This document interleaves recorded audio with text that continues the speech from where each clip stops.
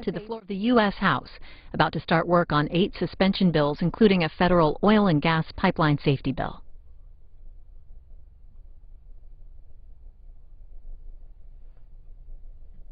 For what purpose does the gentleman from California seek recognition?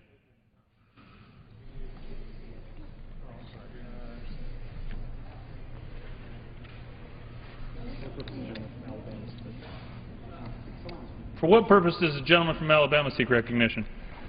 Mr. Speaker, I ask unanimous consent that managers on the part of the House have until midnight tonight, December 12th, to file a conference report to accompany H.R. 1540. Without objection, so ordered. Thank you, Mr. Speaker. For what purpose does the gentleman from California seek recognition? Mr. Speaker, I move the House suspend the rules and pass Senate Bill 384. The clerk will report the title of the bill. Senate 384, an act to amend Title 39, United States Code, to extend the authority of the United States Postal Service to issue a semi-postal to raise funds for breast cancer research. Pursuant to the rule, the gentleman from California, Mr. Issa, and the gentleman from Missouri, Mr. Clay, each will control 20 minutes. The chair recognizes the gentleman from California. Thank you, Mr. Speaker. I ask unanimous consent that all members have 5 legislative days in which to revise and extend the remarks and include extraneous materials on the bill under consideration. Without objection. Mr. Speaker,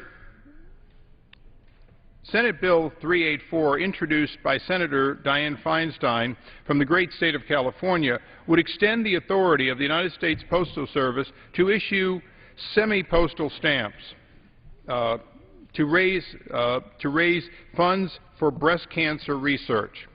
The bill enjoys co-sponsorship on both sides of the aisle. 66 senators have co-sponsored it, and my committee has voted it out unanimously. Senate Bill 384 is very simple, yet important that we pass before the end of the year. Senate Bill 384 will allow the United States Postal Service to continue to sell special postage stamps that generate funds used for breast cancer research. In 1997, President Clinton signed Public Law 105-41, known as the Stamp Out Breast Cancer Act. The law authorizes the Postal Service to sell, for the first time, a special stamp for first-class mail. Under the law, the United States Postal Service sells this stamp at a price that is above the standard first-class mailing rate. Buyers willingly buy this, knowing that this is helping stamp out breast cancer. After accounting for administrative costs, the Postal Service then transfers surplus funds to the National Institutes of Health and the Department of Defense for breast cancer research. Today, the sale of each 55-cent stamp generates 11 cents to go toward breast cancer research. Since being offered into public law in 1998, nearly $925 million, that's right, $1 billion, have been sold, and over $74 million of proceeds have been transferred to the NIH and the Department of Defense for breast cancer research. I'd like to thank my colleague, the ranking member of the full committee, Mr. Cummings, and my colleague here today, Mr. Clay, for championing this bill and its reauthorization. I'd also like to thank Senator Feinstein for her work in moving this bill in the other chamber in a timely fashion. The authorization for this stamp expires on December 31st. And, Mr. Speaker, it is important that we act and act today if we are, in fact, going to continue to help the more than 2.5 million women currently living with breast cancer nationwide, and over 200,000 women diagnosed with this disease each year in our country. The funds generated from this stamp are greatly needed. Each dollar raised for research increases the likelihood that more people will become cancer survivors rather than cancer statistics. I urge all of my colleagues to vote for the bill, and I reserve the balance of my time. The gentleman from Missouri is recognized. Mr. Speaker, I yield myself such time as I may consume. Gentleman's recognized. Thank you, Mr. Speaker, and I'm pleased to rise in support of S. 384 along with my chairman, Mr. Issa of California of the Oversight and Government Reform Committee. I want to thank him for bringing this legislation to the floor. And this bill, S-384, will extend the authority of the U.S. Postal Service to issue the popular semi-postal stamp that helps to raise funds for breast cancer research. The measure before us, S-384, is sponsored by our Senate colleague, Senator Dianne Feinstein, and here in the House, Representative Joe Baca, also from California, who introduced the companion version of this legislation. Mr. Speaker, cancer is one of the scourges of our society, and, Mr. Speaker, this is a truly bipartisan bill that makes a huge difference in a cost-efficient manner. I hope my colleagues will join me in supporting this bill without reservation. This will allow the American people to continue contributing to the fight against breast cancer and cancer in general for another 4 years. I urge the passage of this bill and reserve the balance of my time. The gentleman reserves. The gentleman from California is recognized. At this time, I would yield back the balance of my time. The gentleman from California yields back. The gentleman from Missouri. Mr. Speaker, I have no further speakers, and again, I urge my colleagues to join the Oversight Committee in supporting the fight against breast cancer by voting for passage of S-384, and I yield back the balance of my time. The gentleman yields back. The question is, will the House suspend the rules and pass Senate Bill 384? Those in favor say aye. Aye. Those opposed, no. In the opinion of the chair, two-thirds being in the affirmative, the rules. Mr. Speaker, the gentleman from California is recognized. I object to the vote on the grounds that a quorum is not present and make the point of order that a quorum is not present. Pursuant to Clause 8 of Rule 20, further proceedings on this question will be postponed. Speaker. For what purpose does the gentleman from California seek recognition? Mr. Speaker, I move that the House suspend the rules and pass House Resolution 3220. Does the gentleman call up H.R. 3220? That's correct. I'd ask to call up H.R. I'm sorry, thank you. It's written wrong, but you're right. I call up H.R. 3220. The clerk will report the title of the bill. H.R. 3220, a bill to designate the facility of the United States Postal Service located at 170 Evergreen Square Southwest in Pine City, Minnesota, as the Master Sergeant Daniel L. Feder Post Office. Pursuant to the rule, the gentleman from California, Mr. Issa, and the gentleman from Missouri, Mr. Clay, each will control 20 minutes. The chair recognizes the gentleman from California. Thank you, Mr. Speaker. I ask unanimous consent that all members have 5 legislative days in which to revise and extend their remarks and include extraneous materials on the bill under consideration. Without objection.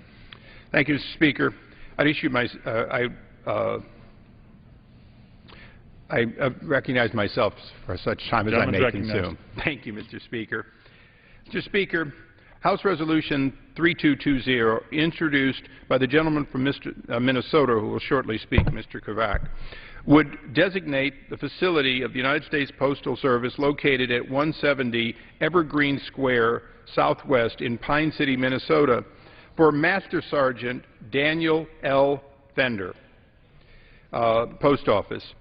The bill is co-sponsored by the entire Minnesota state delegation and has been favorably reported from committee. Additionally, the Master Sergeant died tragically in August of last year while he was based out of Camp Pendleton within my district and was serving honorably in our theater of operation. Mr. Speaker, the postal naming is something that our committee takes seriously.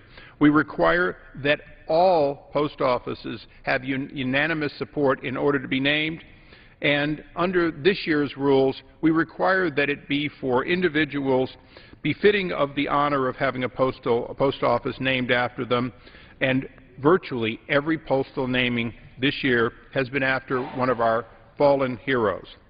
And with that, I would like to recognize the gentleman from Minnesota for the balance of the time. The gentleman from Minnesota is recognized. Thank you, Mr. Speaker, and I thank Chairman Issa for the introduction. I rise today to honor the life and service of Master Sergeant Daniel Feder, by dedicating and renaming the U.S. Postal Office in his hometown, Pine City, Minnesota, as the Master Sergeant Daniel L. Fetter Post Office. Master Sergeant Daniel L. Fetter, 34, died on August 27, 2010, while supporting combat operations in Helmand Province, Afghanistan, as part of Operation Enduring Freedom. While working as an explosive ordnance disposal technician, he was killed by a blast of an impressive explosive device.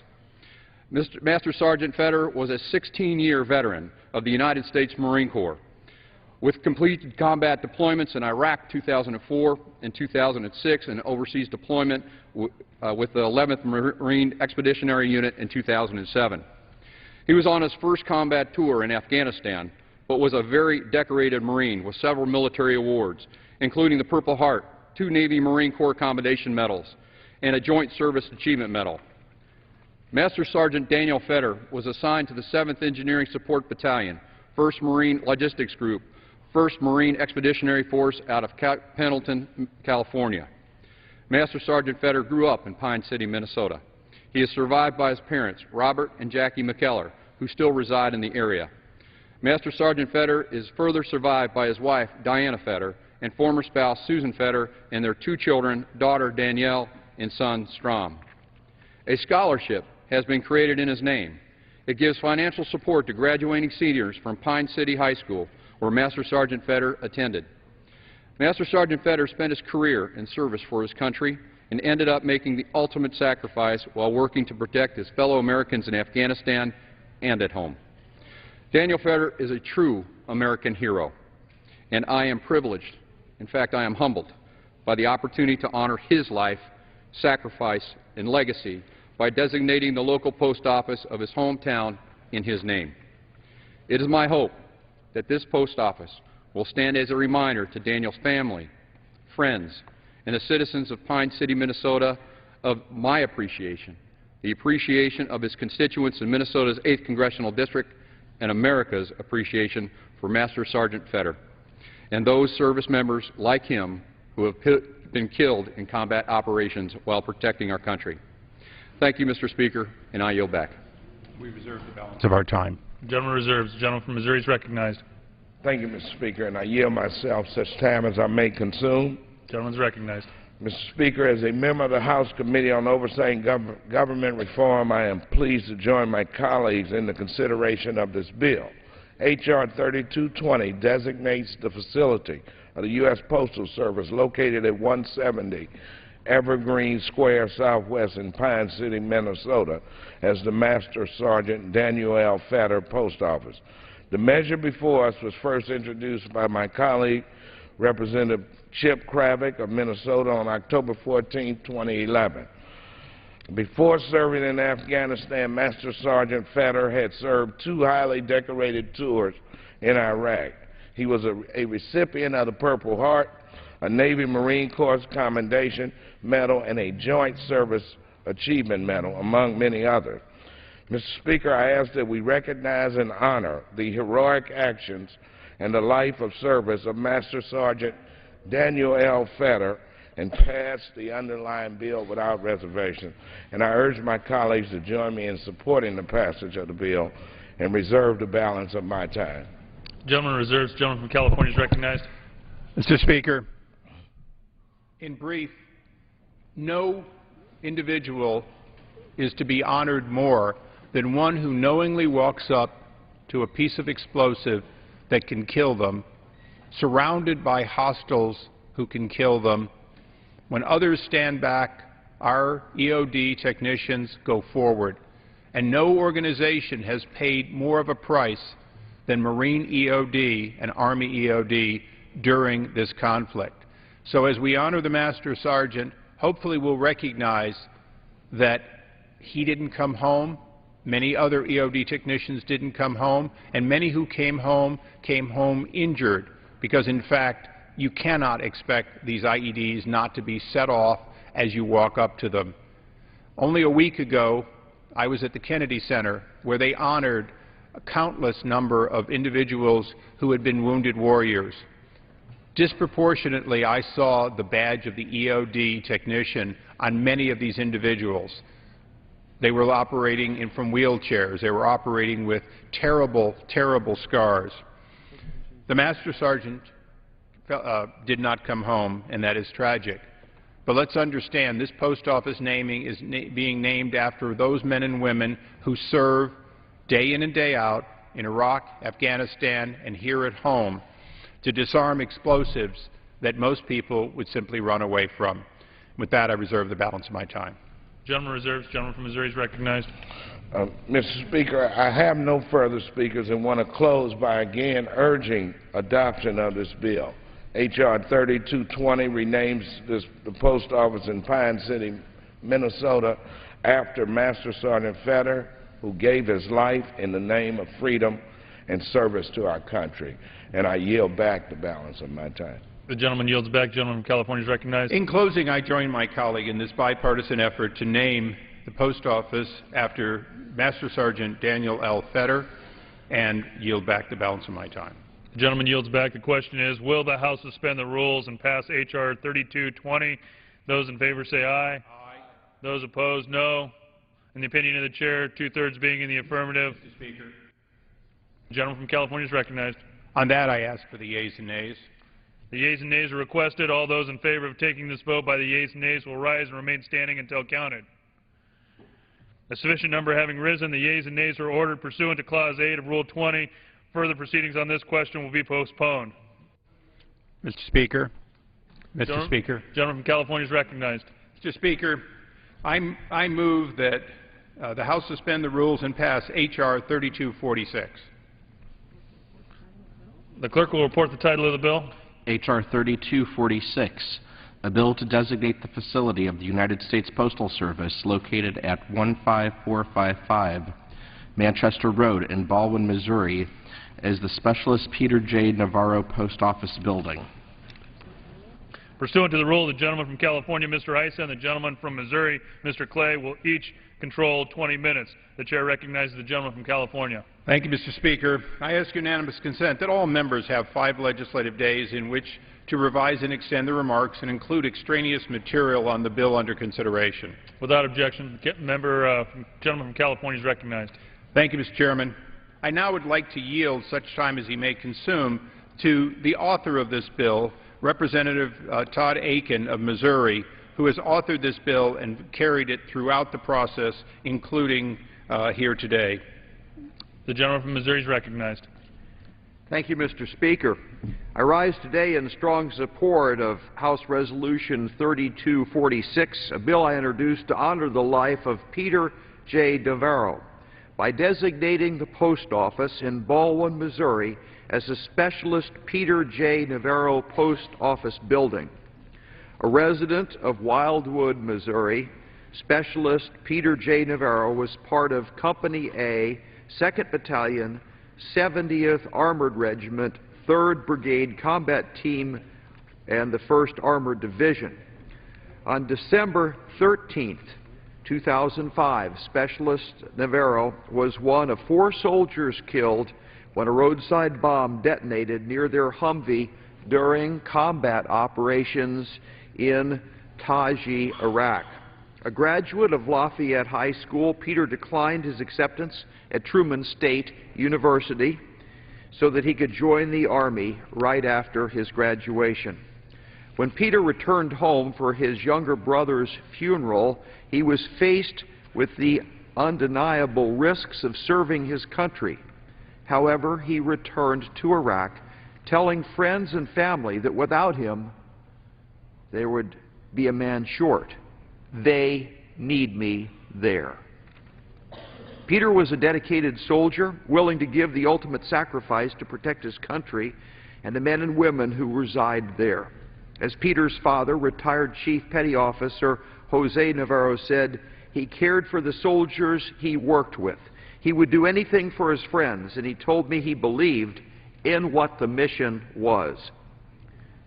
As a father of 3 Marines, I have watched my boys deploy to Iraq and Afghanistan. As such, it's a privilege to stand here today to honor one of our fallen soldiers. Peter's commitment and dedication to his country is a shining example of how our military men and women are the finest our nation has to offer. He and his family's sacrifice would serve as a reminder to all of us that freedom we enjoy as Americans is not free, but it's the result of tremendous bravery and selfless service of men and women willing to put themselves in harm's way for freedom's cause. Our nation will be forever indebted to Specialist Peter Navarro. Mr. Speaker, I ask that my colleagues join me today in honoring Peter. Vote yes on House Resolution 3246. I yield back. We reserve the balance of our time. Gentleman reserves. Gentleman from Missouri is recognized. Thank you, Mr. Speaker, and I yield myself such time as I may consume. Gentleman's recognized. Mr. Speaker, on behalf of the Democratic members of the House Committee on Oversight and Government Reform, I stand in support of the consideration of H.R. 3246. This bill designates the facility of the U.S. Postal Service located at 15455 Manchester Road in Baldwin, Missouri, as the Specialist Peter J. Navarro Post Office building. The measure before us was first introduced by my friend and colleague, Representative Todd Aiken of Missouri, on October 24, 2011. In accordance with committee requirements, the entire Missouri delegation serves as co-sponsors to the bill. A resident, Peter J. Navarro, a resident of Wildwood, Missouri, a graduate of Lafayette High School, and in honor of his service, Specialist Navarro has been awarded the Good Conduct Medal, the Purple Heart, and the Bronze Star. He was a dedicated soldier, willing to give the ultimate sacrifice to protect his country. Mr. Speaker, I ask that we recognize Specialist Navarro's life and pass the underlying bill without reservation. Passage of H.R. 3246 is but a small token of appreciation for the faithful service of an outstanding American soldier, and I urge its immediate adoption and reserve the balance of my time. Gentleman reserves. Gentleman from California is recognized. Thank you, Mr. Speaker. I yield myself such time as I may consume. I join with my colleagues from Missouri on the left and the right that we are united by the naming of this post office on behalf of our fallen hero. Few unites us in Congress like a recognition that men and women today are still paying the ultimate sacrifice for our freedom. Knowing the risk, serving a long time, Peter Navarro knew what he was doing when he went back to Iraq, and he did so knowing the risk that he took. Many youth in America take risks and they know not what they do and they lose their life. But the men and women of the armed forces know the risk, and particularly when they've already been in combat, returned home and go again. Sadly, more and more are going again for their second, third, and fourth time, and Peter was no exception. So today, as we name this post office on behalf of one fallen hero from Missouri, hopefully we'll take time to reflect about the many from Missouri who will not have something named after them, but should never be forgotten for their sacrifice and their contribution to the freedoms we enjoy. With that, I reserve the balance of my time. Gentleman reserves. Gentleman from Missouri is recognized. Mr. Speaker, I thank the chairman for his comments, and I have no further speakers. Let us join together and support the passage of H.R. 3246 in honor of Specialist Peter J. Navarro, and I yield back the balance of my time. The gentleman yields back. Gentleman from California is recognized. I move the question and yield back. Gentleman yields back. The question is, will the House suspend the rules and pass H.R. 3246? Those in favor say aye. Those opposed, no. In the opinion of the chair, two-thirds being in the affirmative, the rules are suspended. Mr. Speaker. Gentleman from California is recognized. Mr. Speaker, I object on the grounds that a quorum is not present and make a point of order that a quorum is not present. Pursuant to Clause 8 of Rule 20, further proceedings on this question will be postponed. Mr. Speaker. For what purpose does the gentleman from California seek recognition? Mr. Speaker, I move that the House suspend the rules and pass H.R. 2158.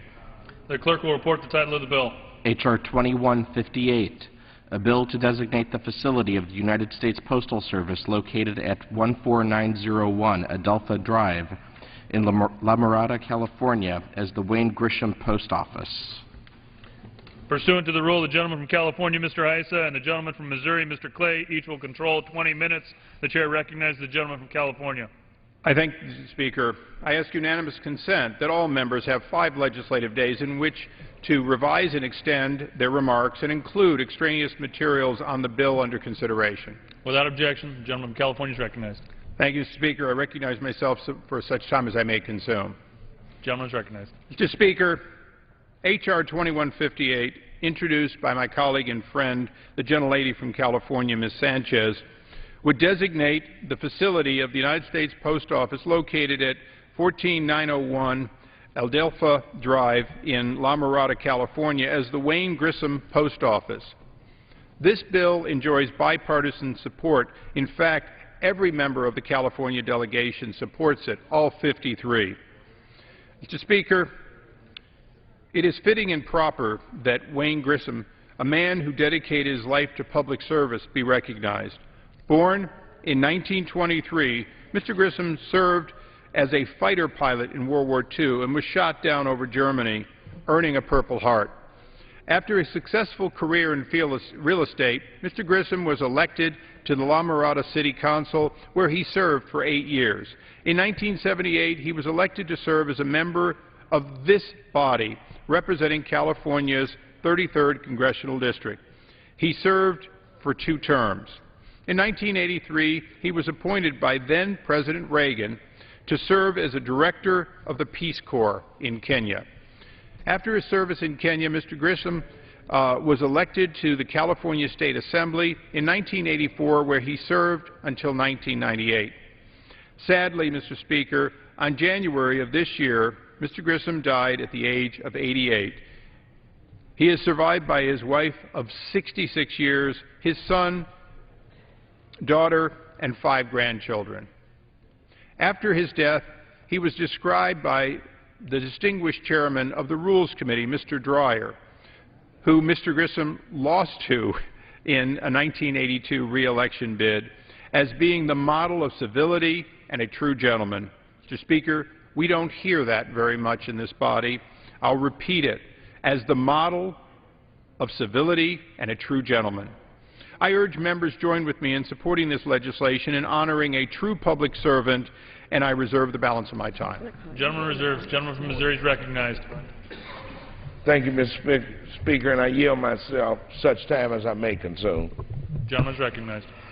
Mr. Speaker, I join with my colleague from the other side of the aisle and rise in support of H.R. 2158, which would rename the U.S. Postal Facility at 14901 Adelpha Drive in La Mirada, California, as the Wayne Grisham Post Office. This bill was first introduced by my colleague and friend, Representative Linda Sanchez of California. The bill is widely supported by the members of the California delegation and has been properly vetted and approved by the Oversight and Government Reform Committee. And at this time, I would like to yield as much time to my good friend and colleague, Ms. Sanchez, as she might consume. The gentlelady from California is recognized. Thank you, Mr. Speaker. Mr. Speaker, I rise today in strong support of H.R. 2158, a bill which would designate the facility of the United States Postal Service located at 14901 Adelpha Drive in La Mirada as the Wayne Grisham Post Office. We could not be honoring a more deserving member of the Southern California community. Wayne Grisham dedicated his life to our country and to Southern California. He valiantly served as a fighter pilot during World War II and was held as a prisoner of war when his plane was shot down over Germany. Mr. Grisham was awarded the Purple Heart and Air Medal for his courageous service. After the war, Wayne returned home to Whittier College, where he earned a bachelor's degree in economics and went on to teach elementary school in Long Beach. Eventually, an entrepreneurial spirit led Mr. Grisham to open his own realty business in La Mirada, which he maintained for much of his life. A self-described conservative do-gooder, his dedication to our local community was truly remarkable. Mr. Grisham proudly served the city of La Mirada for over 2 decades, beginning in 1970 when he was elected to the city council. He later went on to be the mayor of that city. Wayne once said, quote, "I think of myself as an average guy, and I think it was the average guy who elected me." It was that connection with the community that guided Wayne throughout his career. Mr. Grisham continued his service to the community with his election to Congress in 1978 and the California State Assembly in 1984.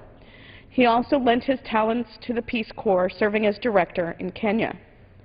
More important than his dedication to our local community was Wayne's life as a dedicated husband, father, and grandfather. He married his high school sweetheart, Millie Watt, in 1944 and had 3 beautiful children, Kathy, Randy, and Kelly. Wayne was also blessed with 7 grandchildren. Wayne's daughter, Kelly, recently remembered her father this way. He was always smiling and always had a kind word. He loved when he could help people. He took great pride in the work he did for the city of La Mirada, the state of California, and the United States of America. He was a genuinely sincere person with great integrity. He believed in treating everyone with respect. Mr. Speaker, I urge my colleagues to join me in honoring the service and memory of this dedicated civic leader. And with that, I will yield back to my colleague, Mr. Clay. Mr. Speaker, I reserve the balance of my time. The gentleman reserves. The gentleman from California is recognized. Mr. Speaker, it's now my honor to yield such time as he may consume to a friend and colleague who would like to speak on his behalf, the gentleman from California, Mr. Lewis. The gentleman from California is recognized. Thank you very much, Mr. Speaker. I want to first say I very much appreciate my colleagues recognizing the service of our dear friend, Wayne Grisham. In my early days in the Congress, Arlene and I spent a good deal of time with Wayne and Millie. We traveled together, talked often of other trips we could take with one another. Our favorite place in the West, for example, is Catalina Island, and we had planned to spend at least one weekend, if not many, there together. It's with great regret that I rise today in recognition of his passing in January. And I yield back. Gentleman yields back. Gentleman from I would note that I have no further speakers and reserve the balance of my time. Gentleman reserves. Gentleman from Missouri is recognized. Having no additional speakers, I urge my colleagues to support H.R. 2158, which renames the La Miranda, California Post Office after Mr. Wayne Grisham, and I yield back the balance of my time. Gentleman yields back. Gentleman from California is recognized. I yield back. Gentleman yields back. The question is, will the House suspend the rules and pass H.R. 2158? Those in favor say aye. Aye. Those opposed, no. In the opinion of the chair, 2/3 being in the affirmative, the rules are suspended. Mr. Speaker. California is recognized. On that, I ask for the yeas and nays. The yeas and nays are requested. All those in favor of taking this vote by the yeas and nays will rise and remain standing until counted.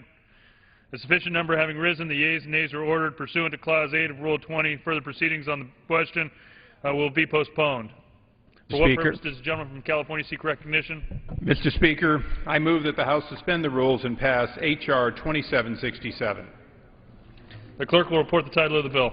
H.R. 2767, a bill to designate the facility of the United States Postal Service located at 8 West Silver Street in Westfield, Massachusetts, as the William T. Trant Post Office Building. Pursuant to the rule, the gentleman from California, Mr. Issa, and the gentleman from Missouri, Mr. Clay, each will control 20 minutes. The chair recognizes the gentleman from California. Thank you, Mr. Speaker, and I yield myself such time as I may consume. The gentleman is recognized. Mr. Speaker, I ask unanimous consent that all members have 5 legislative days in which to revise and extend their remarks and include extraneous materials on the bill under consideration. Without objection, the gentleman is recognized. Mr. Speaker, H.R. 2767, introduced by the gentleman from Massachusetts, Mr. Oliver, would designate the facility of the United States Post Office located at 8 West Silver Street in Westfield, Massachusetts, as the William T. Trant Post Office Building. This bill is co-sponsored by the entire Massachusetts delegation and is favorably reported unanimously from our committee in November.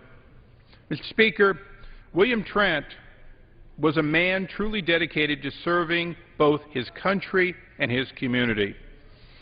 In 1943, he enlisted in the Army and saw combat in Europe, suffering wounds at both Normandy and Rhineland.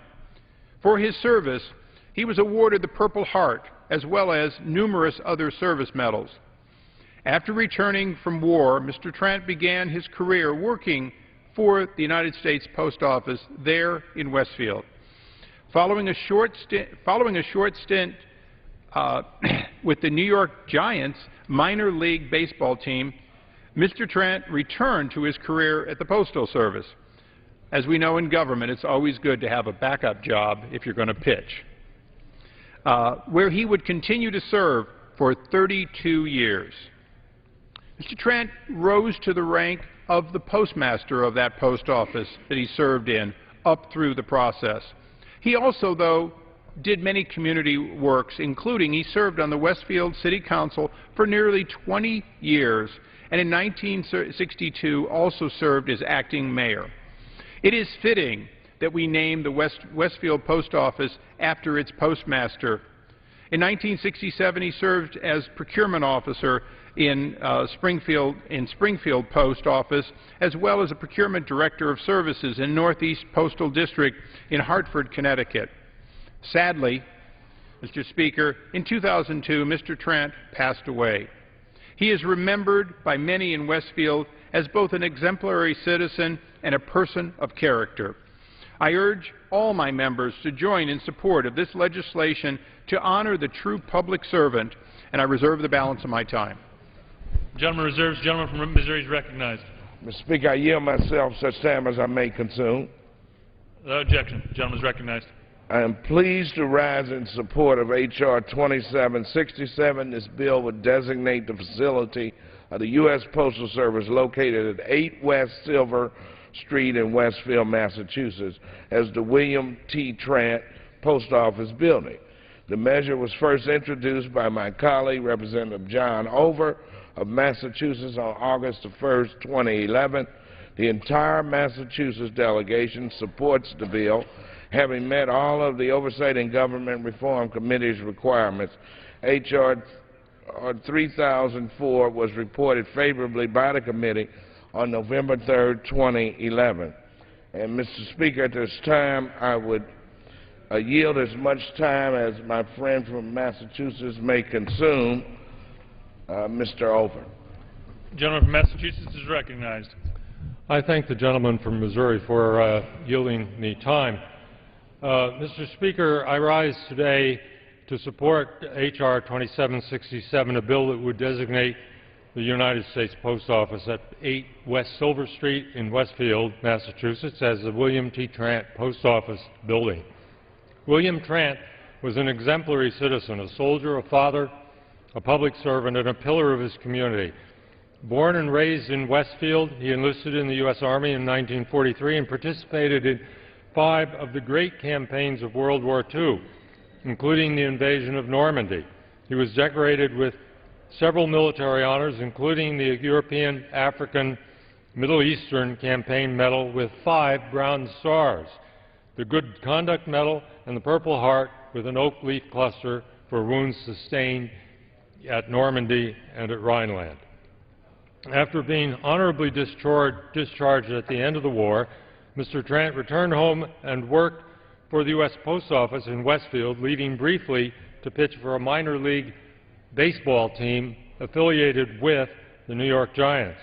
He served on Westfield City Council for nearly 20 years, served as acting mayor in 1962, following the death of Westfield's incumbent mayor. Through his service, he became friends with many Massachusetts political figures from both parties, including President John Kennedy, Senator Edward Kennedy, Congressman Silvio Conte, and House Speaker Tip O'Neill. In 1967, Mr. Trant was appointed postmaster at the Westfield Post Office, a title which he proudly held while serving as for many years. Mr. Trant was actively involved in sports programs for the young people of Westfield, including the Westfield Little League, Westfield Babe Ruth, and Westfield American Legion Baseball. He and his wife Mary were devoted parents to 9 children. He passed away in 2002, having lived a life that is an example and an inspiration for all who knew him. Mr. Speaker, I urge the passage of H.R. 2767 and ask my colleagues to join me in honoring William Trant's service to his country and his community. And I yield back the balance of my time. Mr. Speaker, I reserve the balance of our time. The gentleman reserves. Gentleman from California is recognized. Mr. Speaker, at this time I have no further speakers and would ask the gentleman from Missouri if he has any further speakers. We have no further speakers. Then I reserve my right to close, but have no further speakers. Thank you. Gentleman from Missouri is recognized. I ask that we recognize the long life and heroic service of William T. Trant and pass the underlying bill without reservation. And having no further speakers, Mr. Speaker, I yield back the balance of my time. Gentleman yields back. Gentleman from California is recognized. Mr. Speaker, I join with my colleague and move that we support unanimously the William Trant Post Office naming and yield back the balance of my time. Gentleman yields back. The question is, will the House suspend the rules and pass H.R. 2767? Those in favor say aye. Those opposed, no. In the opinion of the chair, two-thirds being in the affirmative. Mr. Speaker. The gentleman from California is recognized. Mr. Speaker, I object to the vote on the grounds that a quorum is not present and make a point of order that a quorum is not present. Pursuant to Clause 8 of Rule 20, further proceedings on this question will be postponed.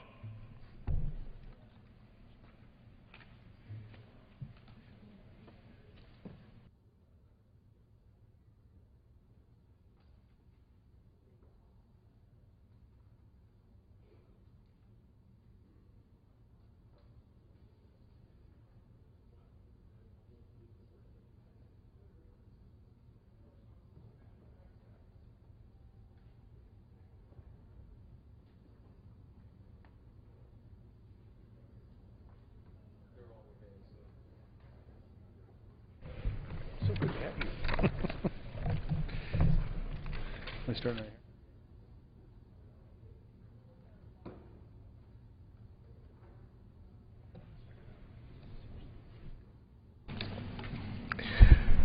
What purpose does the gentleman from Pennsylvania seek recognition?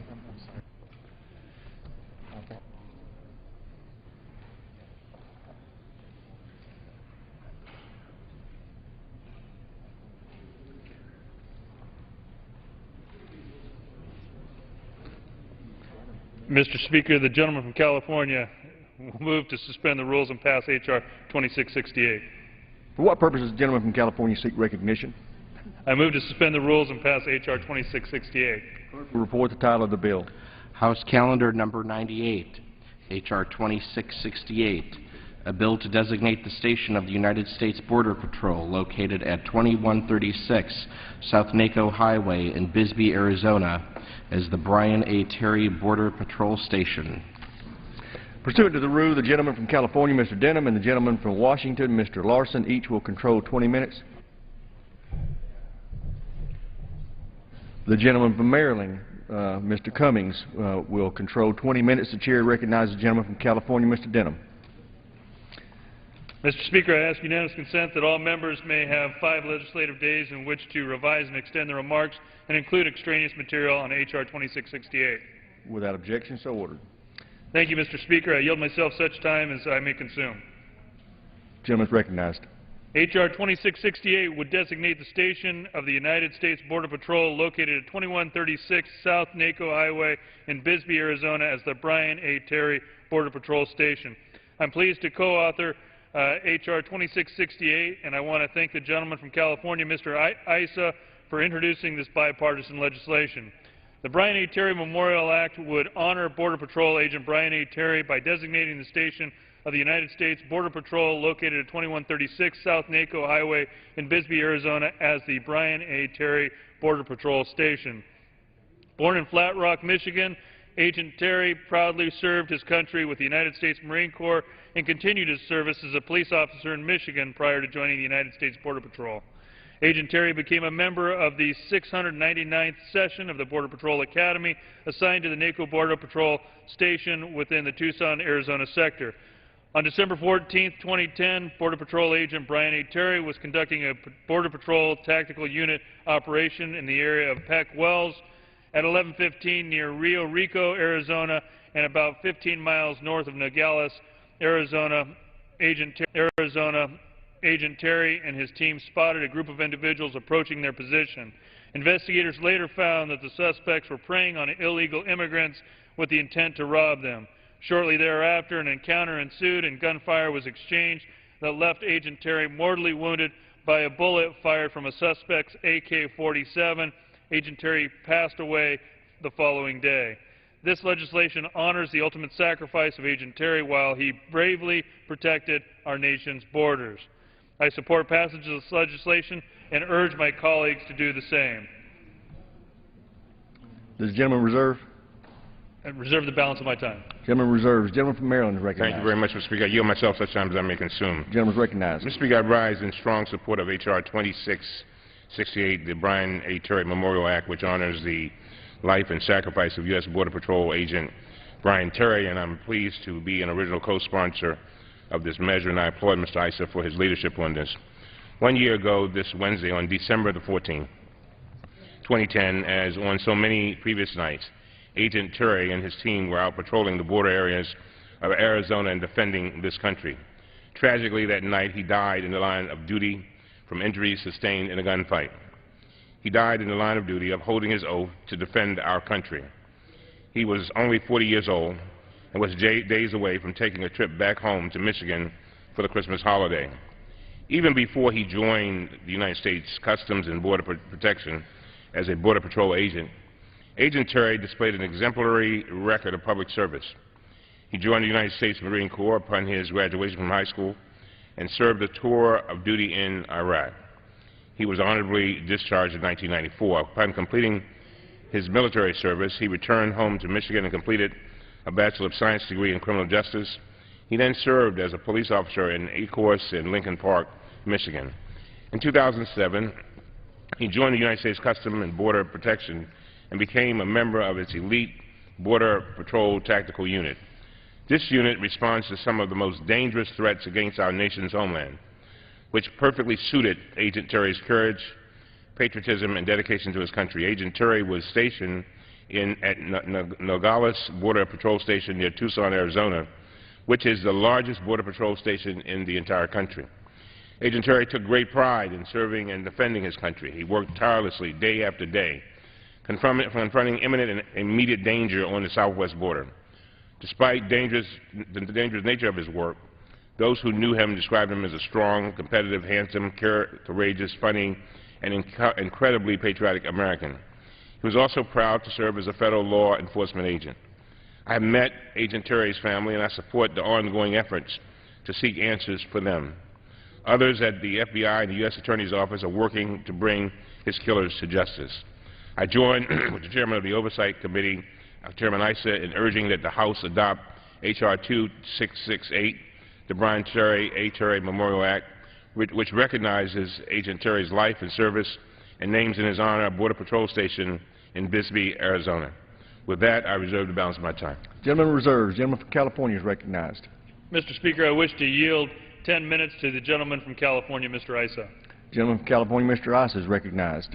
Thank you, Mr. Speaker. The ranking member said a great deal of what I was going to say, and he said it well. Brian Terry was, in fact, a special human being who dedicated his life to public service, first in the United States Marine Corps, then in local law enforcement, then at the Border Patrol. His ambition, his only ambition, was to be a federal law enforcement servant. He left behind a family asking a great many questions, because just 10 days before Christmas a year ago, he was gunned down. In fact, we still don't have all the answers. The ranking member, Mr. Cummings, and I continue to look for those answers. We learned only last week that there is an indictment in connection with his killing. We look forward to the Terry family having full and complete resolution of all the details around his death. But for all the ambiguity that often happens in the heat of a battle, that happens in law enforcement, there's no question about who Brian Terry was, what a special human being he was, and why, for only the second time in Border Patrol history, will a facility be named for one of their fallen heroes. It was decades after the last fallen heroes before a facility not even envisioned at the time was named for them. In this case, we believe this is appropriate to do now. This was someone who knew the risk, and he went willingly into the highest risk down on our border. Here in Congress, we often have a lively debate about the border and border enforcement. Brian Terry didn't debate border enforcement. He knew his job was to see that no one got past the border that wasn't supposed to. And whether it was human traffickers, whether it was drug smugglers, whether they had high-powered rifles, or they were simply crossing the border illegally, he knew his job was to see that our borders were respected, and he did so out of a sense of duty and patriotism. This act is hugely bipartisan at a time in which Congress is not so bipartisan. It is so because we know that the men and women of the Border Patrol, the men and women who support and protect one of the most basic aspects of national sovereignty, do so without looking at politics. They don't make the laws. They don't decide who gets to come to our country or not. They enforce them, and they enforce them in a way that we all can respect. Our committee has an obligation to look into and to get the details of the loss, the unnecessary loss of his life. But I want to thank today Chairman Mica and Mr. Denham, and certainly Ranking Member Rahal, for moving this historic piece of legislation, one that brings an honor seldom, only once before, ever given to a Border Patrol and Customs agent, to this one at the very facility where, if he were still alive, he would have returned after that Christmas back home in Michigan to his friends, his colleagues, the people whose flank he protected. He didn't get that opportunity to go home for Christmas. He didn't get to serve out his years with his friends and colleagues. And for that, the family has our undying gratitude for his sacrifice and our apologies and our condolences for the loss. Today we're doing one of the few things we can do, and that is to honor on the House floor a fallen hero, a man who didn't fall in Iraq but did fall on the Arizona border. And with that, I want to thank Mr. Denham for bringing this here in a timely fashion. I want to thank the Speaker for ensuring that this becomes law. And with that, I yield back the balance of my time. Mr. Speaker, I reserve the balance of my time. Gentleman yields back. Gentleman, Mr. Denham reserves. Gentleman from Maryland is recognized. Mr. Speaker, I yield myself such time as I may consume. Gentleman is recognized for such time as he may consume. Mr. Speaker, we have no further speakers, but I will say that it is so important that we pause for a moment to honor people like Officer Terry. So often our officers, various officers throughout the federal system, go out expecting to come home to their families and unfortunately do not come home.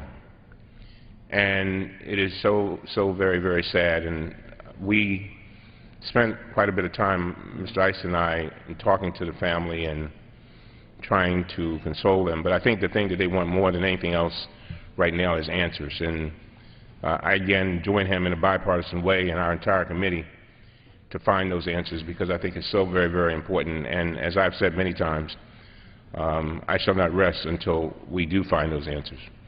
And with that, Mr. Speaker, I urge all of our members to vote for this historic piece of legislation, and I yield back. Gentleman yields back the balance of his time. Gentleman from California, Mr. Denham, is recognized. Mr. Speaker, I yield back. Gentleman from California yields back the balance of his time. The question is, will the House suspend the rules and pass H.R. 2668? Those in favor say aye. Aye. Those opposed say no. In the opinion of the Chair, the two-thirds being in the affirmative, the rules are suspended. The bill is passed. Mr. Speaker. Gentleman from Maryland. I object to the vote on the grounds that a quorum is not present, and make a point of order that a quorum is not present. Pursuant to Clause 8 of Rule 20, further proceedings on the question will be postponed.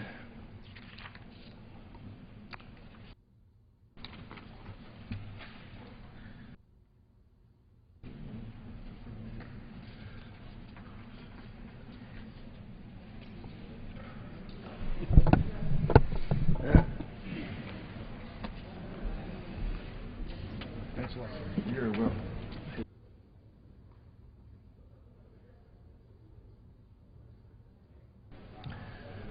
For what purpose does the gentleman from Pennsylvania seek recognition? Mr. Speaker, I move to suspend the rules and pass Bill H.R. 2845, the Pipeline Safety, Regulatory Certainty, and Job Creation Act of 2011. The clerk will report the title of the bill.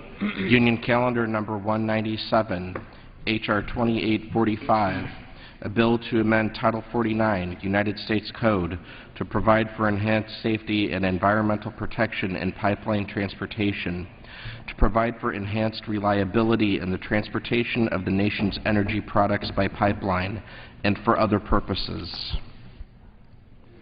Pursuant to the rule, the gentleman from Pennsylvania, Mr. Schuster, and the gentleman from Washington, Mr. Larson, each will control 20 minutes. The chair recognizes the gentleman from Pennsylvania.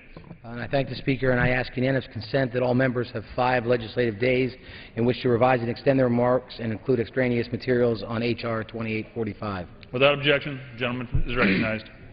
Thank you, Mr. Speaker, and I yield myself such time as I may consume. This important legislation improves safety, enhances reliability, and provides the regulatory certainty necessary to create jobs. I'm very proud of the work that has gone into this bill, both across the aisle and between the committees. This legislation represents a bipartisan and bicameral agreement reached by the House Transportation Committee, the House Energy and Commerce Committee, and the Senate Commerce, Science, and Transportation Committee. I'm also proud this legislation is supported by both the pipeline industry and key safety advocates. The United States has the largest network of energy pipelines in the world, and pipelines are the energy lifelines that power nearly all of our daily activities. The hallmark of America's 2.5 million-mile pipeline network continues to be that it delivers extraordinary volumes of product reliably, safely, efficiently, and economically. Pipelines are the safest and most cost-effective means to transport the natural gas and hazardous liquid products that fuel our economy. Since 1986, the volume of energy products transported through pipelines has increased by 1/3, yet the number of reportable incidents has decreased by 28%. While the data shows that federal pipeline safety programs have been on the right track, recent pipeline incidents suggest there continues to be room for improvement. H.R. 2845 builds on our strong commitment to improve safety and enhance reliability to the transportation of our nation's energy products by pipeline. Specifically, the legislation reauthorizes the federal pipeline safety programs of the Pipeline and Hazardous Materials Safety Administration through FY 2015. It improves pipeline transportation by strengthening the enforcement of our current laws and filling gaps in existing laws where necessary. It provides the regulatory certainty necessary for pipeline owners and operators to plan infrastructure investments and create jobs. It ensures a sensible and practical regulatory approach to improving safety that applies cost-benefit principles. Protects and preserves congressional authority, keeping regulators on a tight leash by ensuring certain key rulemakings are not finalized until Congress has an opportunity to act. It addresses National Transportation Safety Board recommendations resulting from recent pipeline incidents with a balanced and reasonable responses, including addressing the incidents in California, Michigan, Montana, and Pennsylvania. There are a few key priority issues I want to highlight in this legislation. During my time in Congress, I've been disappointed to see the executive branch and unelected bureaucrats attempt to take more and more control and decision-making authority from Congress. These actions harm Congress as an institution and make our government further and further removed from the American people. In this bill, when we call for substantial changes to federal pipeline safety programs, we ask the administration to consider specific factors, take into account costs and benefits, and provide Congress with recommendations on how the program should be changed. Congress will then have an opportunity to act on those recommendations before key rulemakings are finalized. This approach preserves congressional authority and will keep regulators from overreaching. Another issue I've highlighted on the floor in the past is damage prevention, which is the leading cause of pipeline incidents. Our legislation improves pipeline damage prevention and cracks down on third-party pipeline damages by eliminating unnecessary exemptions. And at this time, I'd also like to urge everybody to call before you dig and dial 811, which is an extremely important part of this program in preventing third-party damages in this country. In field hearings leading up to the drafting of this legislation, my colleague from Pennsylvania, Jim Gerlach, suggested ways in which we could use state and local government personnel as force multipliers to supplement federal pipeline safety inspectors. We have built on this idea, and in this bill we've included a provision that will allow PHMSA to provide training to state and local government personnel and to potentially establish regional training centers paid for by the pipeline industry at no cost to the federal government. There is great interest in this unique and permissive approach in my home state of Pennsylvania, and I'll closely be following the implementation of this provision. I was deeply disappointed that language I had included in our committee's version of legislation regarding pipeline permitting issues was not included in the final bill. We have big issues with the Army Corps of Engineers in Pennsylvania in the permitting of pipelines. The Corps is encroaching on the Pennsylvania Department of Environmental Protection and has led to significant increases in permitting timelines for projects with limited environmental impacts. My colleague from West Virginia, Mr. Rahal, has experienced similar issues in his home state, all related to the Marcellus shale gas. In the interest of compromise and moving this legislation forward, I was willing to withdraw my language and settle on a study on this critical issue, but I'll continue to monitor closely this issue in Pennsylvania and across the United States. I'm proud of this bill and the work that Chairman Mica, Ranking Member Rahal, Subcommittee Ranking Member Brown, and the staff and their hard work they've put us on both sides of the aisle. Especially like to point out Jim Timon and Steve Martinko, who have logged countless hours helping to move this bill forward. I also want to thank the Energy and Commerce Committee, Chairman Fred Upton and Ranking Member Waxman and their staff for their efforts. Our legislation makes a strong program even stronger by keeping in place regulatory measures that are working and making adjustments to those that don't. I would urge all my colleagues to support this important legislation that increases safety and creates jobs. With that, I reserve the balance of my time.